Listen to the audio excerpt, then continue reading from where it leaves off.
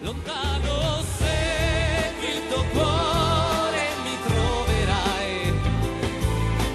Dove c'è amore tu ci sarai e saremo sempre liberi contro ogni logica.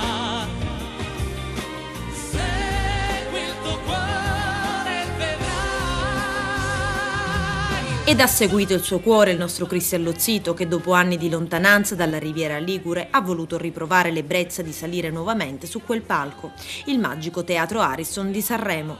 L'occasione è stata quella del concorso nazionale Una voce per Sanremo, una competizione musicale che mira alla valorizzazione degli artisti italiani che vorrebbero una casa discografica che crei attorno all'artista un progetto che potrebbe prevedere la candidatura al Festival della canzone italiana. Obiettivo centrato per Christian, che dopo una complessa competizione a collo di bottiglia con diversi turni eliminatori da superare è riuscita ad entrare tra i finalisti del concorso, ricevendo così come premio la possibilità di essere candidato al Festival di Sanremo. Il brano inedito era pronto, la casa discografica pure, ed è così che Cristian Lozzito ci riprova.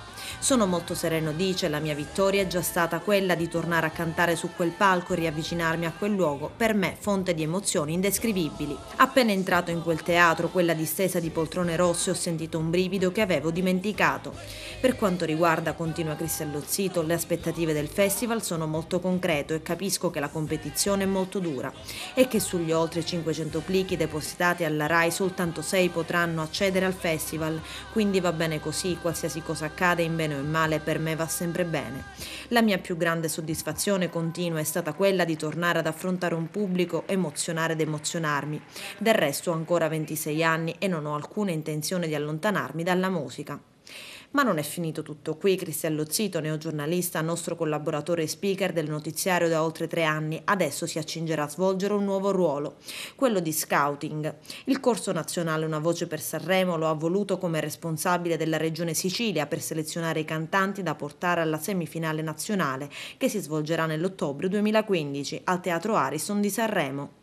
Intanto sta completando il suo album composto da 14 inediti dove debutta come cantautore, non trascurando ovviamente né gli studi in giurisprudenza e la collaborazione con la nostra emittente che per lui ha dichiarato è una seconda famiglia.